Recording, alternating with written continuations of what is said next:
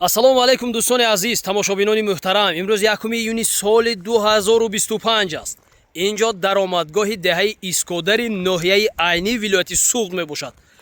мо омадем бо ҳамин ҷанвари худ. ин ном дорад, тахаллус кардаги ҳастем ба тахаллуси яке аз аспҳои муваффақи водии Зарафшон бо номи Ракетаи ёрӣ, аспи ҳоҷи Маҳкамбой. имрӯз омадем ба деҳаи искодари ноҳияи айнӣ. кани бо ҳамроҳии шумо бинем кани инҷо чиҳо дорад, киҳо дорад ва чӣ гуна таъриху чӣ гуна ҷойҳои таърихӣ ва чӣ манзараҳо дорад.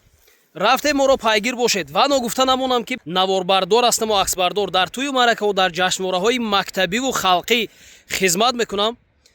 яъне наворбардори оддӣ ҳастам. аз шаҳри Панҷакен, деҳаи дашти Қозӣ. ҳамдиёри худатон моро ба бегонагӣ натарошед. рақамҳое ки дар зери экранҳо мебинед 92 774 82 74 аст. агар ҳамин гуна хизматрасониҳо пешоруи шумо мезанад, ҳатман занг занед. ин рақамҳоро сахранид карда монед. парвардигори меҳрубон кунад ки дар хонадонатон тӯю маъракаҳо ва ҷашну ҷашнвораҳо баргузор гардаду коратон ба мо афтад ва занг занед, мо биёем хизмат кунем. Амин, Аллоҳу акбар.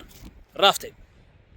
маълумотҳое ки дар ин деҳа мо пешкаши шумо мегардонем аз китоби Искодари Темури Саъдӣ гирифта шудагӣ аст. Искодар деҳаест дар фалғари миёнаоби руди Зарафшон ва як ҷузъи таърихии суғди бостон. суғди бостон бошад як қисматест аз сарзамини ориёни кӯҳан мебошад. дар нигоштаҳои И. Смирнова на ҳама маҳаллаҳои Искодар зикр шудааст. аз ин рӯ камина мехоҳам топографияи Искодарро восеътар нишон диҳам. гузари бекарон аз маҳаллаи Мирон, таги Нова, сари Шахчеко иборат аст, ки одамон чандин аср инҷониб дар ин маҳаллаҳо зиндагӣ доранд. яке аз гузарҳои калони бекарон маҳаллаи Боғи Содем мебошад, ки бино ба нақли биби Ашурмоҳ то солҳои 60 асри 20 аз ҳудуди Варғи Даҳана Боғчаҳо то Варғи Бобои Мирзоҷиян ягон манзили истиқоматӣ набуд. дар ин мавзеъ танҳо боғу токзору заминҳои кишт вуҷуд дошт. махсусан аз имрӯза ҷойи хонаи бобои Мирзоҳаким Нуъмонов то хонаи бобои Мирзоҷиян токзоре будааст, ки онро Токистони Искодар меномиданд. маҳаллаи Варсиён аз маҳаллаҳои қадимаи гузари Содем буда, маҳаллаҳои Сари Баландӣ ва Таги Сой баъдтар пайдо шудаанд. махсусан маҳаллаи хурди Таги Сой дар замони шӯравӣ бунёд шудааст. ана ҳамин санг номгузорӣ шуда будааст масҷиди Бобосафар. бинед дарунаш набинам як ҷои тоату ибодати ҳамон Бобосафар номодан бошад. гузари Нисб нисбат ба ду гузари аввал камаҳолӣ буда, сокинони он асосан дар атрофи масҷиди маҳалла зиндагӣ мекарданд. мӯъсафедони таърихдони деҳа бунёди ҷойи Нисб ва маҳаллаи Нисбро мансуб ба Мир Саид Худовандзода Аҳмад, ки дар нимаи дуюми асри 14 ва нимаи аввали қарни 15 дар деҳаи Искодар чун мири фалғар кору зиндагӣ карданд, медонанд. ҳазрат пас аз бунёдкориҳо дар Нисб гузари бекаронро маҳалли зисти хеш интихоб мекунанд, ки хонаи таърихии эшон то охири солҳои 50-и асри 20 бар ҷой буд. дар атрофи хонаи Мир Саид Аҳмад маҳаллаи нав бунёд гардид, ки ба шарофати эшон онро гузари Мирон номиданд, чунки мардуми фалғар Мир Саид Худовандзода Аҳмадро ҳазрати Мир ном мебурданд. дар бораи мутааллиқ ба фаъолияти эшон будани сохтмони ҷойи бекарон ҳарфе дақиқ гуфта наметавонем. танҳо аз нақли мӯъсафедон ба мо маълум аст, ки ибтидои асри 19 дар атрофи хонаи ҳазрат аз 2 то 3 ҳавзи обнигаҳдорӣ барои зимистон мавҷуд буд. қисмати аз ҷойи Варсиён болои гузари Содем низ пас аз сохтани ҷойи бекарон аз ҳисоби сокинони маҳаллӣ ва одамоне ки бо амри тақдир аз дигар مناطق به اسکادر کوچ бастند بنیاد گردیده است و این گذر نیز در اطراف مسجد محله جایگیر بود.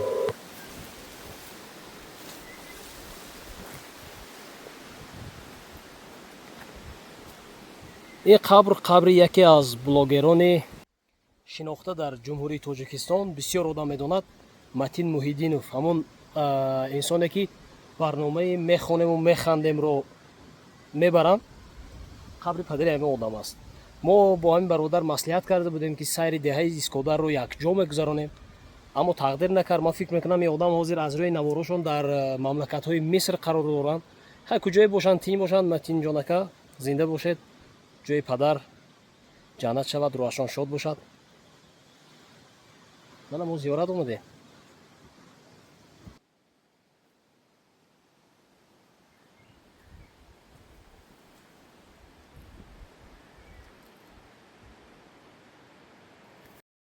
درباره جوی ورسیان، نیسب و بیکران در بالا کمی معلومات دادیم.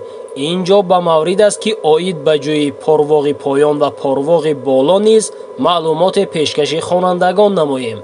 هر دو جوی نامبر شده از دامان کوه یاقین کنده شده یک قسم باغات دیار اسکادر را شاداب می نماید.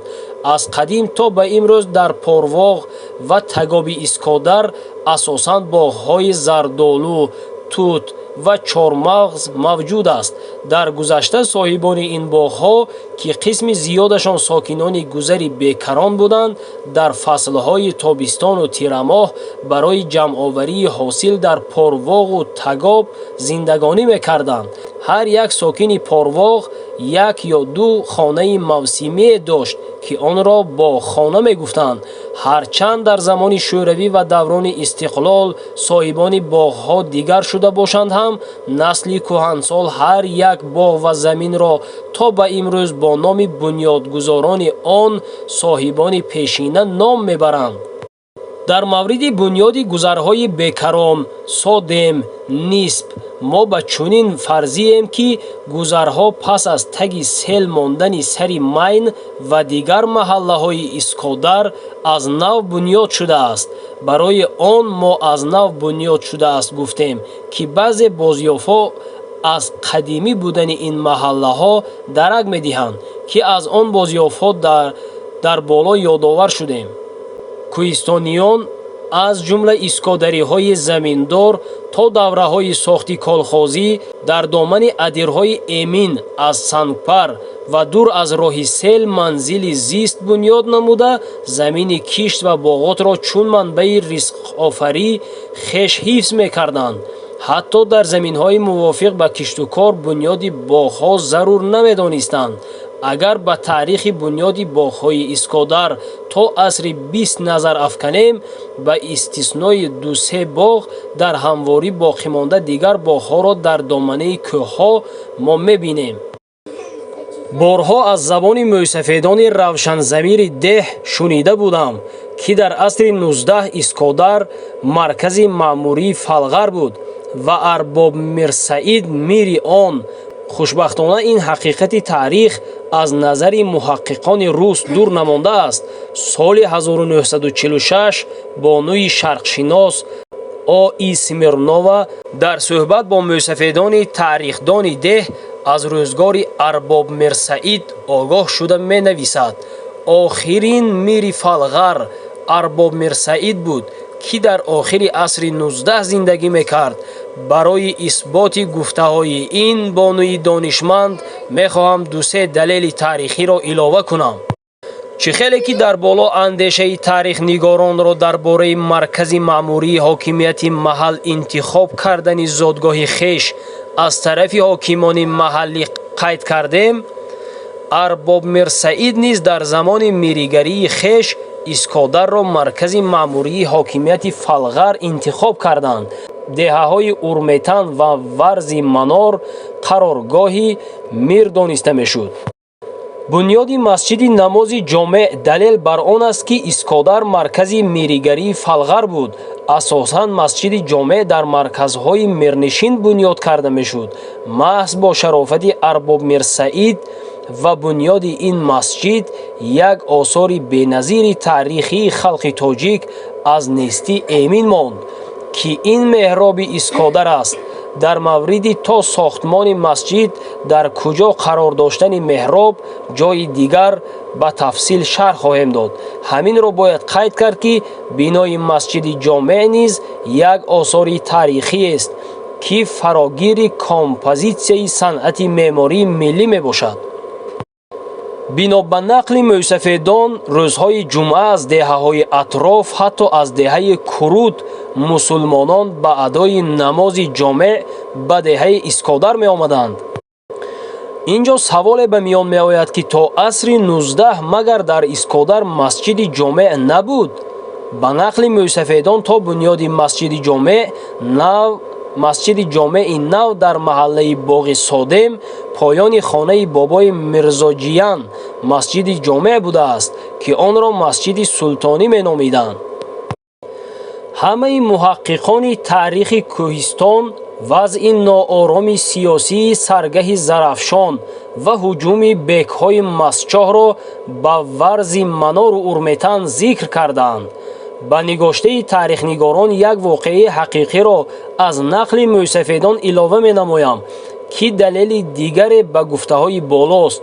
این واقعه از طرف میر مسچاه در دهه ورز منار زخمی و مجروح گردیدن میر فلغر ارباب میر سعید می باشد که پس از این واقعه ایشان را میر مته می گفتند. در بخش اسکادر و چهره‌های تاریخی آن آید به حیات و روزگار ارباب میر سعید معلومات داده این واقعه را پر شهر خواهیم داد. دلیل‌های ذکر شده باری دیگر ثابت می‌نماید که با خواست تاریخ اسکادر در عصر 19 مدت مرکز میریگری فلغر بود و ارباب میر سعید میری آن. با تشبوس میری فلغر ارباب میر سعید جوی بیکران وسیع کرده شد و در ناوه و انگار بیکران باغ‌های نو بنیاد گردید. ملا حامد نبیره ارباب میر سعید آبادکاری‌های بابایش را دوام داده جوی پارواغ بالا را تا به پنها برده در آن موضع باغ را بنیاد کرد. از این رو در گذشته این موضع را با نام بنیادگذارش پنهای ملا حامد نام می بردند. در کوهستان وضعیت اقتصادی اجتماعی چون دیگر مناطق آسیای میانه یک خیل نبود. امروز فریض ما همراهی میکنند در قد تگاب اسکادر. باور کنید بسیار یک مهنت و زحمت های سنگین کردگی هستند همین مردم در همین تشکیل کردن همین باغات. من احسان میگم اینجا یک مزار بوده است. من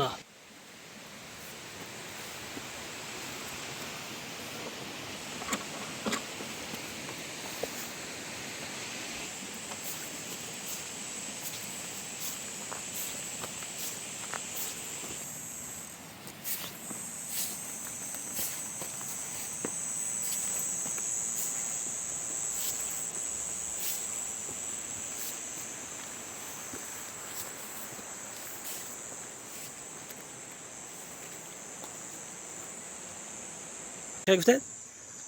سه تا آرچه هست. یک تاش در همینجا، یک تاش در آبی تغمت، یک تاش در زیرآباد. هر سهش یک دیگرش رو نگاه میکنن.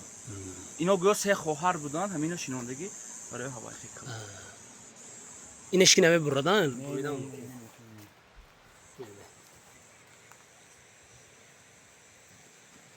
آرزوی آمول.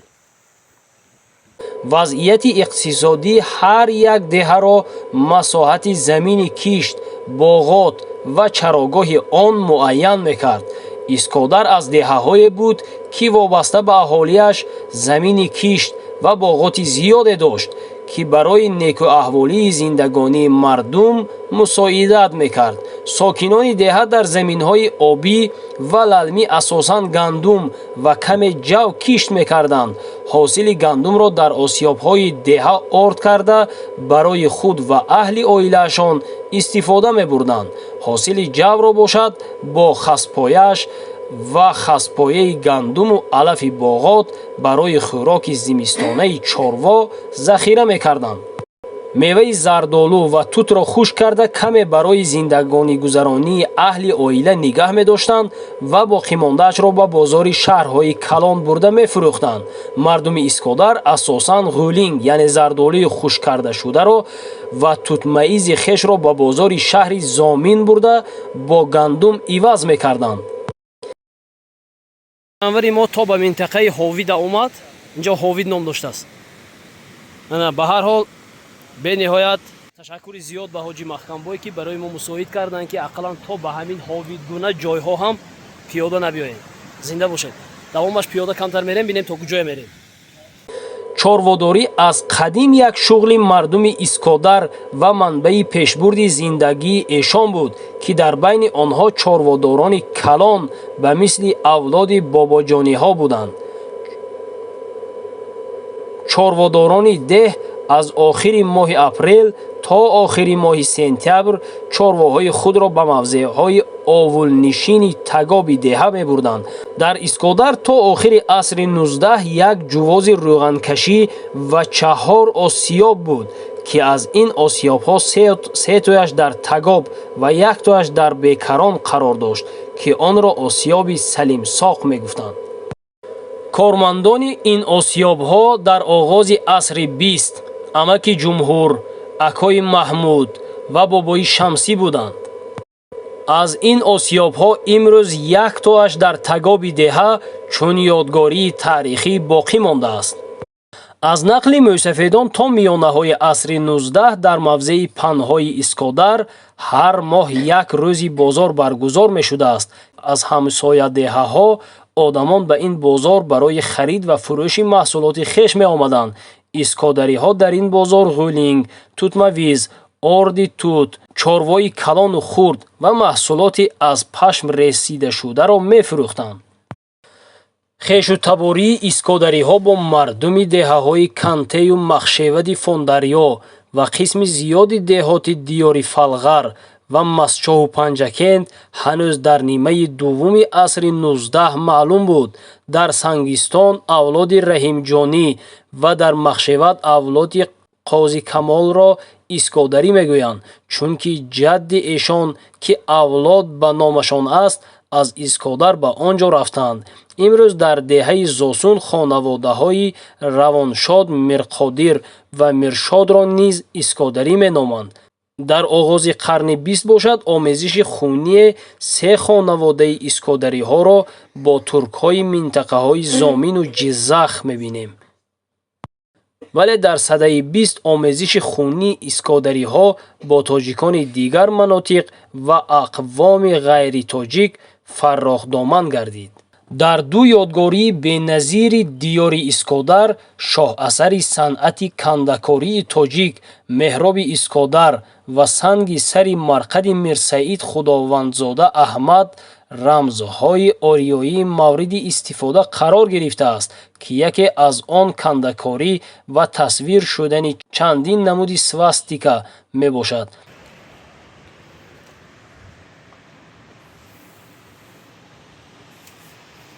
дил мо то он ҷое ки ғайрат кардему вақт кардему баромадем минтақаи Уштурма аст. аз ин боло дигар боғу роҳ нест мегӯям. танҳо дуоба, баъд кӯҳҳои баланд, барф, тарма, ях, ками моя ба ҷои мӯл қабул мекунед. ин минтақаҳое ки ҷойҳое ки мебинед, ин хоначаҳое ки мебинед, ин ҷойҳо афсона ё ин ки ягон чизи бофта нест. як вақтҳо дар ана ҳамин ҷойҳо бобоҳову падарҳои ана ҳамин мардуми деҳаи Искодар зиндагонӣ мекарданд ва дар тобистонгоҳ гӯё аз пайи молу ҳол ва боғу роғ мешуданд. ин гуна хоначаҳову ин гуна шароит дар тамоми деҳаҳо аст. бобоҳову аҷдодони мо ҳам дар ҳамин гуна хоначаҳо зиндагӣ кардаву умр ба сар бурдагӣ ҳастанд. барои чӣ ман ин суханҳоро мегӯям? барои шароитҳои имрӯза, барои тинҷиву оромӣ, барои осоиштагии кишвар, барои тамоми намуди сатҳу зиндагонии имрӯза бояд ки шукргузорӣ кард. шояд ки аз ҳамин гуна сатҳу шароити зиндагонӣ он одамҳое ки баробари мо ҳастанд ва аз мо хурдтаракҳо ҳастанд бархӯрдор шудагӣ набошанд. аммо падарҳову бобоҳо аз ин чизҳо хуб хабар доранд. ба ҳамин хотир барои гузаштагон, барои бобоҳо як комментари хуб нависед. рӯҳу арвошон шод бошад. аз он нону намакҳое ки барои мову шумо додагӣ ҳастанд розӣ бошанд, рӯҳу арвоҳшон шод бошанд ва бо мо бошед. сайри худро идома медиҳем. мефароем дигар бар аз сатҳу шароити деҳа ва ҷойҳои таърихиву ҷойҳои диданбоби деҳаи Искодар якҷоя дидан мекунем. рафтем. дар деҳаи Искодар 10 зиёратгоҳе мавҷуд аст ки метавон онро ба ду гурӯҳ тақсим кард. якум ибодатгоҳҳои таърихии то исломӣ, дуюм мазорҳои аҳди ислом. ба ибодатгоҳҳои таърихии то исломӣ зиёратгоҳҳои Уштурмат, Каш, Хоҷаи Сабзпӯш ва мазори Асп шомил аст. мазори Сари Майн ва Хоҷаи Сардар Машҳад низ шояд мансуб ба даври то исломӣ бошад. оид ба ҳар яке аз ин мазорҳо дар поён ба қадри имкон маълумот хоҳем дод. пеш аз он ки дар бораи ҷойҳои муқаддас ё мавзеъҳои таърихӣ ҳар як шаҳраку деҳа маълумот диҳем, бояд ба таърихи ҷаҳонбинии то исломии сокинони минтақа назар андозем. чӣ хеле ки аз нигоштаҳои муҳаққиқони ҳуҷҷатҳои суғдӣ ва деворнигораҳои панҷакенти қадим ба мо маълум аст, дар суғд нисбат ба дигар худоён парастиши яздони меҳр ва эзидбонуи ноҳид мавқеи асосӣ дошт. дар кӯҳҳои тоҷикистон эксперимент лозим нест. таомдагӣ мо аллакай чой дам карда чой кара мондаем намекам. номатон чӣ будамад? Қудрат. Ама ки қудрат. қудрататон худо зиёда кунад мана. ҳарчанд суғдиён минтақаи кеши зардуштӣ бошанд ҳам, онҳо ба худоёни табиӣ ва боварҳои аҳди бостонии хеш арҷ мегузоштанд. рӯдаки Искодар аз ду шохоба сарчашма мегирад, ки аз ду дара меояд. шохобаи якум аз пиряхҳои хурди ағбаи Искодар ва шохобаи дуюм аз Нови Ғут дар шафати дараи Каш мебошад, ки онро сои Каш низ мегӯянд. ин ду шохоба дар поёни Нови Каш якҷо мешаванд, ки он ҷойро Дуоба меноманд. аз дигар нову дараҳо низ чашмаобҳо ба сои Искодар пайваста маҷрои онро ба сӯи деҳа метозонанд. аз саргаҳи рӯдаки Искодар то даромади деҳа вобаста ба самти ҷараёни об дар қисмати чапи он се мазоре бо номҳои Каш, Уштурмат ва Хоҷаи Сабзпӯш мавҷуд аст, ки дар оғоз аз онҳо чун ибодатгоҳҳои то исломӣ ном бурдем. бояд қайд намоям, ки Каш ва Уштурмат на танҳо номи мазор, балки воҷаи авастоӣ буда, ифодакунандаи топонимика ва гидрономикаи маҳал мебошад. аз замонҳои қадим то ба имрӯз дараи Каш ва Нови Уштурмат мавзеи овулнишини сокинони деҳа мебошад. худи топонимикаи кӯҳу мазорҳо гувоҳи онанд, ки одамон аз асрҳои пеш аз милод дар ин кӯҳу дараҳо истиқомати мавсимӣ дошта, маъбади худоёни хешро бунёд карда буданд. ана ин қаҳрамони ватан дар ҷанги Исфара ки байни тоҷикон ва қирғизистон ҷанг шуда буд, дар ҳамон ҷо ҷонбохтагӣ ҳастанд. Мирзоев Аловиддин Мирзоевич 16 сентябри соли 2022 будааст. искодариёни ориёитабори аҳди қадим, ки пеш аз кишоварзӣ ба чорводориву шикор машғул буданд, дар маъбади Уштурмат ду эзиди хеш Вахшғар ва Таштаро парастиш мекарданд. бо ниёиш ба худои пирӯзӣ Вахшгар аз ӯ дархости пуштубониро аз болои заминию кайҳонӣ намуда, аз эзид ситораҳои Тиштар бошад баҳри афзудани обҳои фаровон ва сабзу хуррам гардонидани кӯҳу пуштаҳо талабгори борон мешуданд. дар даромадгоҳи Тагобидеҳа як арчаи кӯҳансоле ҳаст, ки шояд зиёда аз 1000 сол умр дошта бошад ва онро мардум мазори Биби Бурсак номида парастиш мекунанд. зери ин арча суфаест чаҳоркунҷа, вале аз мазор нишоне нест. инҷо мехоҳам нақли мӯъсафедони таърихдони диёрро зикр намоям. тахминан 250 сол пеш ҷавоне бо номи Бобои Сиддиқ ҳамроҳи дӯсти хеш ба мақсади бунёди манзил ба даромадгоҳи Тагоби деҳа меоянд ва чанд дарахти бурсеро дар атрофи имрӯза мазори Биби Бурсак мебуранд ва дар охир густохона ба танаи дарахти Биби Бурсак табар мезананд, ки аз табари якум аз танаи бурс об ва аз табари дуюм шир меояд. чун табари сеюмро ба танаи дарахт мезананд, қувваи он касро аз назди дарахт ба дур мепартояд ва эшон аз ҷои хиста наметавонанд.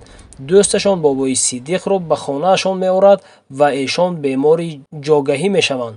рӯзе аз Самарқанд муршиде ба зиёрати мазори Искодар меояд ва аз саргузашти Бобои Сиддиқ мардум ба ӯ нақл мекунанд. муршид мефармояд, ки беморро ба назди Биби Бурсак баранд ва бемор тавба намояд, он ҷо қурбонӣ намояд.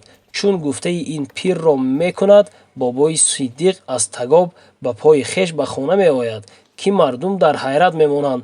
пас аз ин ҳодиса эътиқоди мардум ба мазори Биби Бурсак дучанд меафзояд. ин мазорро Хоҷаи Сабзпӯш низ меноманд. мазори Хоҷаи Сардармашҳад. дар бораи шахсият ва таърихи ин бузургвор ягон маълумоте нест. танҳо дар байни мардум ривоятҳое ҳаст, ки сари ин бузургвор дар шаҳри Машҳади Эрон ва танаашон дар ин манзил хок шудааст. аз ин сабаб мазори Хоҷаи Сардармашҳад мегӯянд. нақл мекунанд, ки эшони Туғрал ё эшони Ҳайдархон ҳар гаҳе ки аз Искодар раҳгузар мешуданд, чун ба мазори Хоҷаи Сари Машҳад наздик мерасиданд, аз асп пиёда шуда ба арвоҳи ин бузургвор дуову фотиҳа мекарданд ва баъд роҳи хешро идома медоданд. мазори Саид Худовандзода Аҳмад. бино ба маълумоти дар катиби санги мазорашон сабтшуда, эшон зодаи шаҳраки Зомин буда, аслу насабашон аз табори пайғамбари ислом дониста шудааст. зиёи дил инҷо баромадгоҳи деҳаи Искодар аст. навори деҳаи Искодарро бо ҳамин ҷамъбаст кардем.